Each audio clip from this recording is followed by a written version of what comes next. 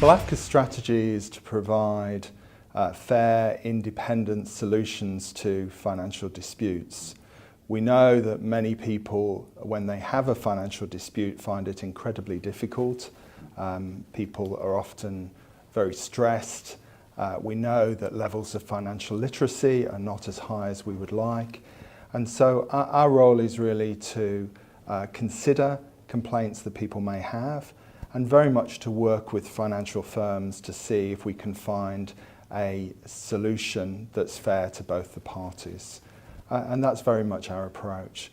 What we also want to do, though, is work with financial firms and financial advisors to really help them avoid complaints arising in the first place, or where issues do arise, give them tools and support to be able to resolve those issues themselves.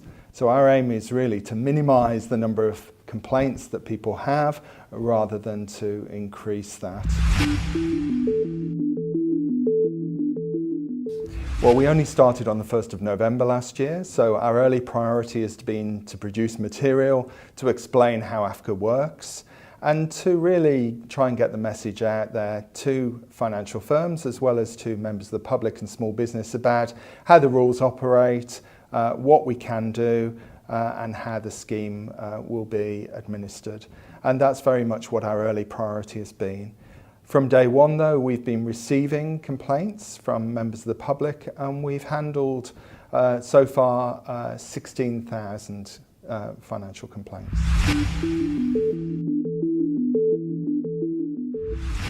Well, I really want to ensure that the public do know that we exist and know what the acronym, I know it's just another acronym, but hopefully know what the acronym means.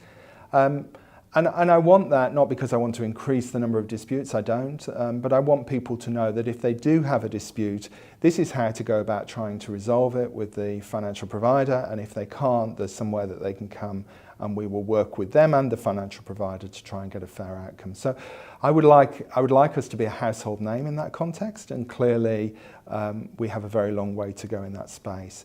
What we will be doing is we will be out and about. We're going to be running a roadshow around the country. We're planning to go to 60 locations across Australia over the next 12 months.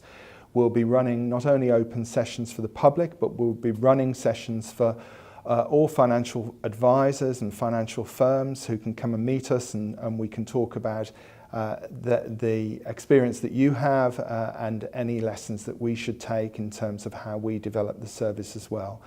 So I'm committed to AFCA being a very outward-facing organisation that actually goes into communities as well as is out there in the media as well if there's useful things that we can say that can assist industry or can assist consumers as well. So what you will see is that we will be much more visible than the predecessor schemes, but really that's to ensure that people understand about our service, and also so that we can improve from the feedback that we get as well.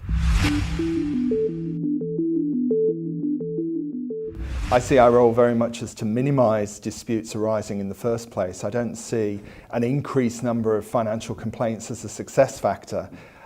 Really what we want to happen is for industry to operate in a way that minimises the number of complaints arising in the first place, and if complaints do arise, that really gives financial firms and financial advisors some of the tools and lessons as to how to resolve those quickly themselves. So I'd be much happier if matters can be resolved at first instance by financial firms themselves rather than having to come to AFCA.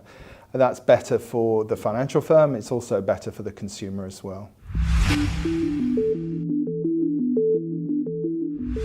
Well, there's a number of areas that we've already raised issues. One of which we've talked publicly about and made a submission to the Royal Commission about relates to a compensation scheme of last resort. So we think it's really important that if consumers do go to an EDR process such as AFCA and they get an outcome, a determination in their favour, that those funds should be paid. And there are situations where the financial firm has actually gone into liquidation and consumers have been left with nothing. So we have been talking to the government and we have made representations with regard to that. We've also made representations to the Royal Commission as well as to the Senate Economics Committee, which is looking at the issue of financial services to consumers in financial hardship. We've also made recommendations there about how we see financial services legislation could be improved. And in particular, we've talked about what we think is a need for a freestanding and enforceable obligation on all financial services firms and individuals working there to actually treat consumers fairly. And we think that the current test really doesn't operate in the way that's necessary in order to protect consumers at all times. Well, the current test that applies is whether the financial services licensee has behaved in a way that is fair, honest and efficient. The way the courts have interpreted this, though, is as a composite duty.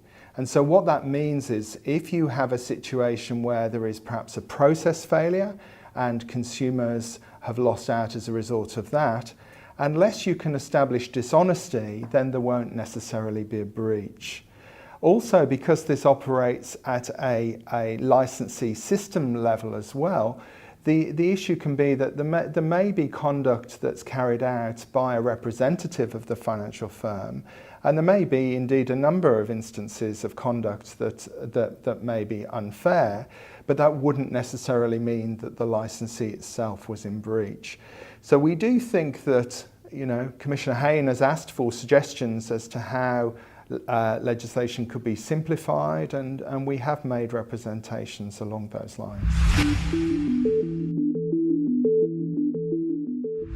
Well, ultimately, we trust people who do what they say they'll do, that behave in an ethical way, and that are consistent. And I don't think it's any different with financial firms or with charities or with any other sector as well. So where you do get issues with trust is where there is a disconnect between what people say they'll do or how they say they'll behave and how they actually do behave. Fundamentally, I don't think you can even start to rebuild public trust and confidence until you've got a situation where people who have got legitimate grievances can go somewhere and have those matters fairly and independently assessed, and where appropriate, redress provided. So I do think AFCA plays an important role. It's only one part of the framework, but I think it does provide an important role, an important backstop, if you like, where things may have gone wrong, to actually try and set things right and to resolve issues. So it's in that sense that I think we can play a role in helping to rebuild trust and confidence. But fundamentally, the biggest issue that will impact trust and confidence is really the conduct of financial services industry itself.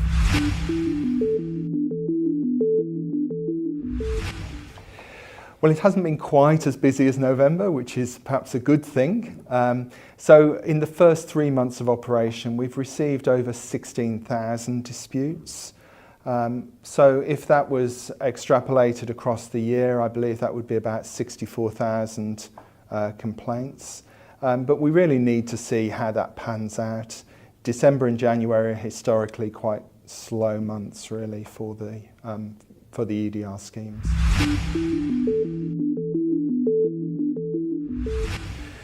Well, we've identified 246 potential systemic issues since the 1st of November. So what happens is if we find an issue that we believe it may be misconduct, or it may be a system failure, or it may be a policy that's being applied in a way that we think not only treats an individual consumer unfairly, but actually may have a wider implication, then we'll raise that as a potential systemic issue with the financial firm, and we put it to them, and we look to see whether the issue can be resolved, and indeed whether if this is accepted and there is a broader issue, whether remediation can be a remediation scheme can be put in place. If matters don't get resolved, then we do have to report them through to ASIC, and we are doing that. So In the first 3 months, we've identified 246 potential systemic issues, and we're working through those. We've also got about 76 definite systemic issues that we raised prior to the 1st of November. That's through the Financial Ombudsman Service and the Credit and Investments Ombudsman Service. And again, we're working on those cases as well.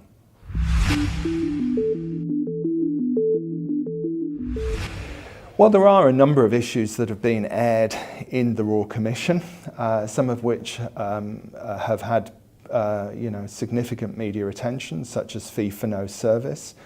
These are issues that we've been working on previously. There are also, in the insurance space, many issues around medical definitions and outdated medical definitions that are being applied. Also about refusals of claims or delay in processing claims. In the superannuation space, we've received 1,370 disputes in the first 3 months of operation. Superannuation Complaints Tribunal handled about 2,500 disputes in the previous 12 months, so you can see there's been a 100% increase in those issues. What we're seeing there in superannuation is not a significant rise in the death payment cases or the distribution cases on a death, or in the disability payment cases. What we're seeing is a big increase in areas such as concern about fees that are being deducted, administrative expenses, and errors. And we think that probably reflects some of the coverage that's been in the Banking Royal Commission. Well, what we've seen is that a big area of increase has been with the banks. And I think that's probably, again, not a surprise, bearing in mind the coverage in the Banking Royal Commission. So 6,000 of the 16,000 disputes have involved banks. And there what we're seeing is a significant increase in disputes with regard to responsible lending, and really across a whole range of credit issues as well. We're seeing high levels of complaints. A lot of people have tried to come back to AFCA to relitigate matters that have been determined in the past, and again this reflects really what the banks themselves are seeing in terms of their own internal dispute resolution numbers as well.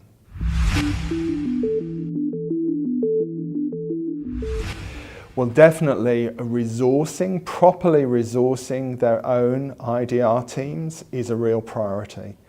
So we have been seeing this increase in numbers certainly since March, April last year. We've been talking to the big financial institutions about the wave of complaints that are coming. And it's been disappointing that some of those have been very slow in terms of increasing the resourcing into the IDR matters, properly escalating issues to decision makers, taking matters out of the business lines where there are complaints. So we do see cases which clearly could be resolved at a much earlier date.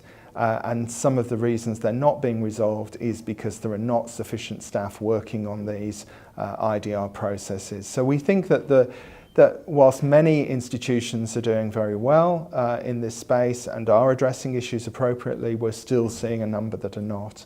And we think that that is unacceptable.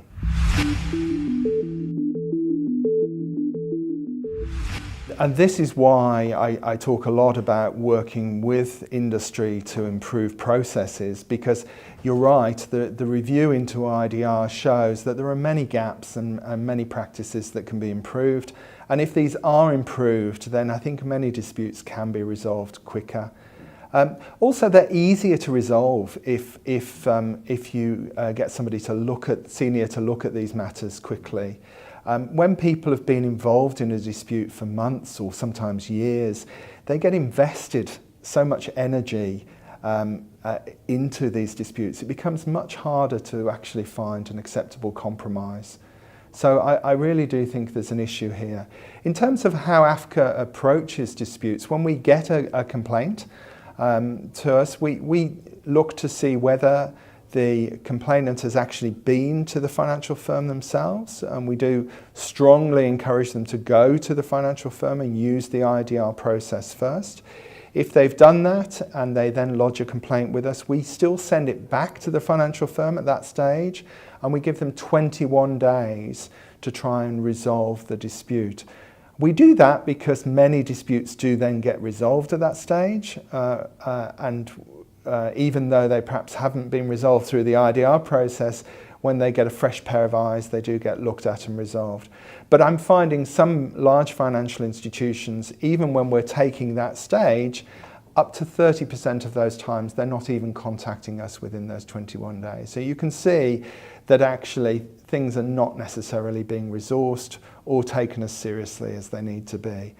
And the Royal Commission demonstrates what happens if consumers do not get heard, if they do not have their matters properly and fairly determined, then people will go to their political representatives or go to the media, quite understandably, because they are so frustrated at the lack of resolution.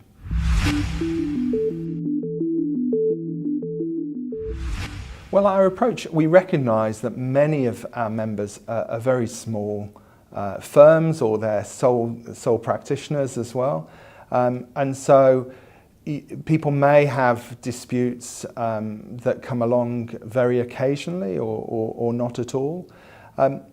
My approach is really to try and learn the lessons from the cases that we are handling, and to try and add value back to everybody who is a member of AFCA.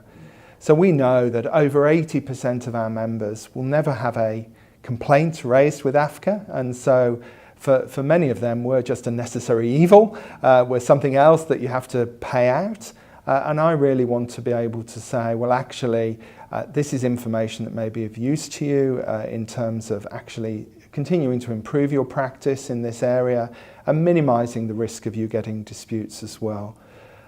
Because we have so many small members, and because none of us can necessarily predict when somebody will make a complaint, we do also have the policy set out in our rules that if you have you can have 2 complaints a year, that if they're not determined in your favour, then there's no fee incurred by you in respect of those as well. So we recognise that nobody can necessarily prevent complaints ever being raised, and there are some individuals who seek to game the system as well. So we've certainly got that provision for small providers, but I really want to try and ensure that we can add some value and give you something, even if you're not getting complaints that are raised with us, that may be helpful.